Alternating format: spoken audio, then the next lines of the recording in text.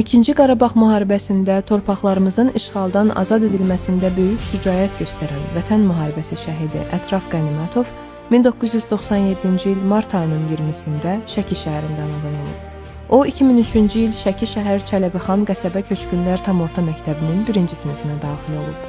2014-cü ildə həmin məktəbi bitirən Ətraf Qənimətov Sumqayıt Dövlət Universitetinin Tarix və Coğrafiya fakültəsinin tarix müəllimliyi ixtisasına qəbul olunub. 2018-ci ildə universiteti başa vurduqdan sonra müddətli həqiqi hərbi xidmət keçmək üçün Müdafiə Nazirliyinin Naxçıvan Muxtar Respublikasında yerləşən en sayılı hərbi hissəsinə göndərilir.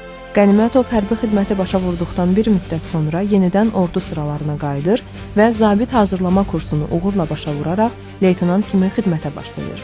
Azərbaycan ordusunun quru qoşunlarının leytenantı olan Ətraf Qənimətov 2020-ci il oktyabrın 13-də Azərbaycan Silahlı Qüvvələri tərəfindən Ermənistan işğalı altında olan ərazilərin azad edilməsi üçün başlanan Vətən müharibəsi zamanı döyüşlərə qatılır.